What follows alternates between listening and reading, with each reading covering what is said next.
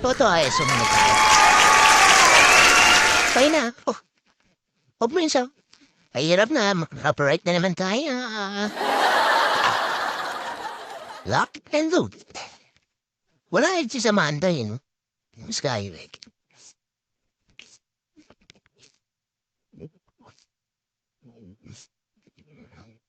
Guys, let's talk about call time.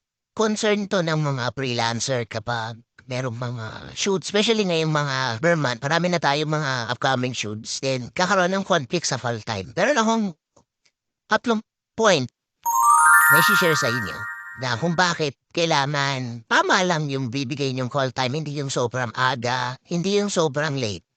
Diba? Pero bago tayo mag-start doon, pupunta kami sa isang event ngayon na hindi rin alam namin ni Ryan kung kanino pupuntahan namin. May invitation na kami na-receive para daw sa mga content creator, videographer, photographer, or anyone na gusto mag-start ng ganong venture sa photography, sa equipment. Hindi ko alam, basta na-receive lang namin. So pupuntahan namin sa Indian Input. Yes!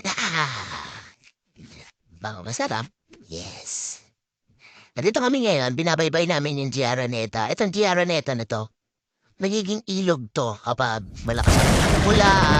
Alam mo, Giaraneta, pare. Mula pare, apari. Bilang ulo. Katulad yan, nandito pa lang kami sa Kalamba. Bakit traffic niyan? Stop right yan yun. Hindi, bakit nga ang daming tao? Ang daming tao, dala sa samahan. Maraming traffic. Ibig sabihin, ang marabang yan, existing. Saka Vermont na eh. Dami na tayong delivery. Ang daming truck sa pier. Dami na. Mga container truck. Shoutout sa ninong mami na. Nakapondo siya. Pang ninong. Sabi ko sa kanya, bakit niya sinuot yung pang Pasko ni? Pambinip to. Ay, pambinip. San Juan ba yung pupunta natin magtuloy? San Juan yung address niya? Rapid siya sa Kapuang.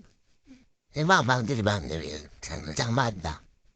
San Juan tsaka Mandaluyong. 923. Continue on Metro Manila Skyway for 8 kilometers. Meron hindi na kami mag-skyway. Huwag na tayo mag-skyway. Malang skyway. Pag nag-skyway ka, bababa ka, no? So may Araneta. Ayan, no? Tigil ulit. Lakma ulit, no? Ima. Aklakpas lang yan yan. Sobrang sarap. Delivery yan? Box yan, oh. Kasi, ayan. Maramayo pa gamit, no? Parang kaya niyang gamitin na kasi. Hindi. Bunatin niya.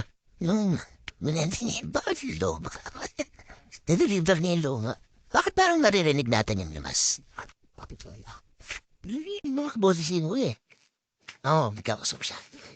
Yan, sabi niya papunta daw siyang Pasig. Anyway, so doon tayo sa point number 1. Ano ba yung point number 1? Okay, wala akong pinapatamahan hindi ko intensyon na magpatama. Pero kung tatamahan ka, sorry. Unang point natin is respect other time. Kasi minsan kapag nagpapa-call time ka ng sobrang aga, may matatamahan kang schedule, lalo dito sa Pilipinas, no? Tignan nyo naman yung traffic. So pag, let's say, nagpa-call time ka ng 9 a.m. ang call time. Ano oras yun? Ano oras yun? Yan ang magandang question. 9 a.m. ang call time, ang event is, hindi to wedding hindi to debut. Christmas party. 9 a.m. tas Christmas party. 9 a.m. pero ang event mo, ang event is 5, di ba? 5 o'clock. Hapon? 5 o'clock. Last 9 a.m. Ang gagawin natin. Ano yan, pre? Walang ganon.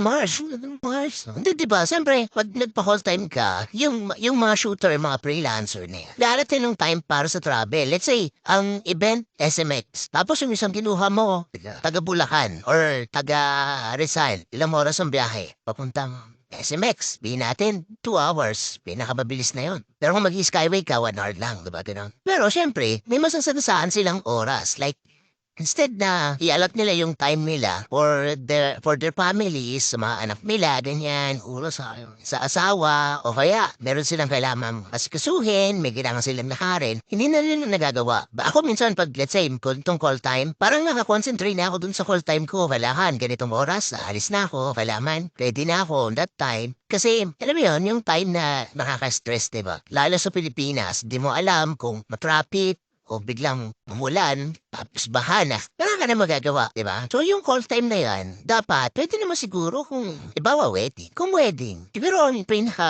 call time pag wedding, siguro pag wedding, pwede na 5 hours, no? Pwede na, 5 hours wedding, no? Depende. Hindi kasi, disclaimer din. Depende yan sa style ng mga studio. May mga studio na papakall time ng 6 hours. Merong studio na nagpapakall time na 4. Pero sa akin kung magwe-wedding wait ako mga 5, okay na yung 5 hours ng preparation bago ng ceremony. Para yung 4 hours na yun, allot lang yun for the photoshoot. Tapos yung 1 hour na yun, parang allowance mo na yun. Kasi minsan, magkahiwalay yung preparation venue sa church, dun sa ceremony. So, mag-aalat ka ng travel time doon. Ngayon, ang dami ko nang sinabi, ilang oras na to. Ngayon, kapag debut naman, huwag naman tayo magbigay ng call time. Huwag naman tayo magbigay ng call time. So, yung mga coordinator dyan na nagbibigay ng call time, shout out sa inyo, no? Sa mga nagbibigay ng tamang call time lang, no? Yung mga nakakaintindi. Para sa mga hindi nakakaintindi naman mga coordinator and mga organizer. Pwede po kayong magbigay ng sobrang agang call time basta makakompensate lang din yung time na ibibigay ng mga shooter or ng mga other suppliers, no? Kasi kung ang debut yan, gabi yan, di ba? Sigurado ako na mag-start ng debut ng sakto sa binigay na oras na sa invitation na 5 o'clock, 6 o'clock, pusti, pinapadilim pa talaga yan di ba? So pag nagbigay kayo, wag naman alas 9, wag naman ganun, di ba? Full time alas 9, ano kukuhanan dun? Di ba yung mga ganong senaryo dapat, conservative na rin dapat kayo. Coordinator, nagbigay ng ganitong call time pero pagdating mo dun sa venue, wala namang tao, wala naman sila. Aantayin pa natin, di ba? Ano gagawin namin dun? Pagdating dun, wala pa rin yung mga details, wala pang gamit yung debutant dun. Diba? Hindi po ako nagagalit. Hindi po ako nagagalit. Masama lang din. Masama lang loob ko. Nag-i-explain lang po ako. Para sa mga susunod, para sa mga baguhan, huwag niyo na pong gayahin yung mga ginawa ko dati. Ginawa na yung iba dati na pinapractice pa rin nila na masyadong maaga yung time, di ba? Parang nawawala na yung disrespect na yung oras nung isang tao dahil sa call time na tapos sila late. Tapos yung nagpa-call time, chak late. Ako yun. Guilty ako dyan. Kaya nga, I am sorry. Kasama ko pala si Digong. Si Digong, pinag. Wag ganon, Mars. Di ba? Baka mamekos-mekos ka niyan. Anyway, okay. Hay nako. Ang hirap pagtrabaho sa Pilipinas. Point number 2. Tayo ka sa number 2 para wala na tayo. Mekos-mekos. Wala tayong Number 2, makakasave kayo. Promise, kayo mga nagpapa-call time, no? Pati mga client, nagpapa-call time. Kasi actually, yung mga client, hindi naman nila alam yung call time, eh. Minsan sila pa yung nagtato. O sila nagbibigay ng call time, mga organizer tsaka coordinator. So, pag kaming mga photo video, ang pinanong kung anong dapat oras call time, alam na namin kasi alam namin kung ano yung time, kung paano namin gagawin yung trabaho na. Ang tawag doon? Time frame. So, hindi na namin kailangan ng hula. Basta alam na namin kung anong oras yung ceremony or baka naman merong gimmick, di ba? May gustong gawing gimmick yung kliyente. Tapos gusto niya makuhanan. So, pwede yun. Pwede kami mag-request. Pero, huwag naman po yung sobra-sobra na hindi niyo naman makakompiskate na naman. Compensate yung araw ng isang diba? Paano kayo makakasave? Kasi siyempre hindi na kayo magbabayad ng additional fee. Pangalawa, iwasan nyo rin ang event nyo hapon. Kaya alas 5, alas 6, alas 7, so papakall time kayo ng 11. So pag nagpa-call time kayo ng 11, ang tendency nun, bibigyan nyo ng lahat, diba? Kung coordinator ka, organizer ka, o kaya studio order ka, pag nagpa-call time ka ng ganun, automatic dapat papakainin mo yung flyer, diba? Kasi pag hindi mo yan pinakain, hindi magiging, unang-una mararan. Pangalawa, masama yung loob ng mga ibang tao, yung mga suppliers, diba? So, hindi ka na nakasave, gumastos ka na, narant ka pa, na wala naman silang gagawin to, diba? Okay ba yun? Pakita ba yun? Tama ba yun, right? Di ba? Dagdag gastos yun. Dagdag gastos talaga yun. Malaking gastos yun, ha? Imaginein mo, hello, Pilipinas ulit. Magkano ang pagkain sa... Hindi ka na nga makakakain ng 100, di ba? Wala na. Wala ka na makakain ng 100 ngayon. Meron. Isang kanin, gulay. Karinderya, kain ng pag masira yung tiyan nung supplier mo. O, diba?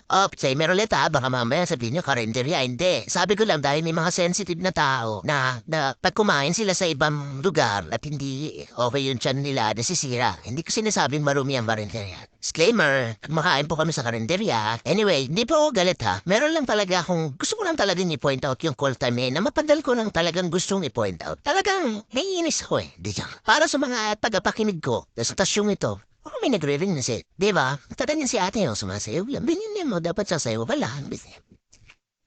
Sasayaw, sabay, hay, ganyan. Usang to, ten.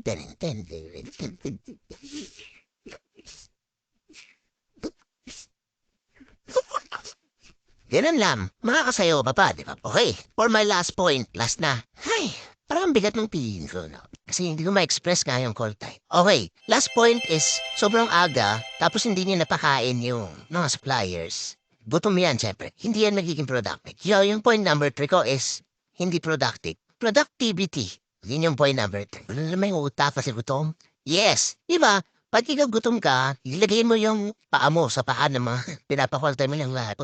Ganun kasi di ba iniisip pag gutom ka? Sigmura mo iniisip mo, hindi na yung ginagawa mo. Okay. Ano? So hindi ka productive, di ba? Pagdating mo doon sa event, so, talagang masasabi mong walang ganap. Kasi nagsiset up pa lang sila.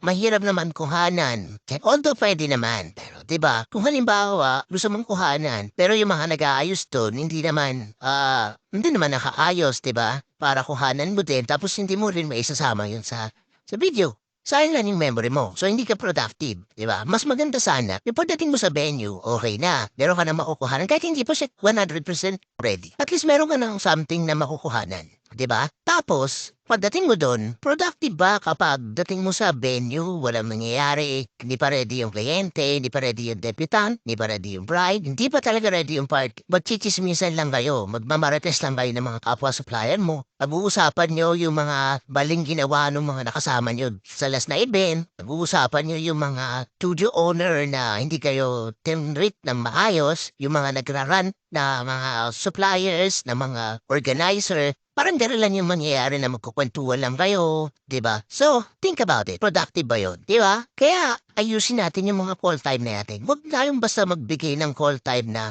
napaka-unproductive. Okay? So, I hope meron kayong natutunan sa maikling video na to. And, hindi po ako galit. Gusto ko lang express yung feeling ko about call time. So, maraming salamat for watching. Ryan Manet and Brian. See you again sa mga susunod pa nating mga videos.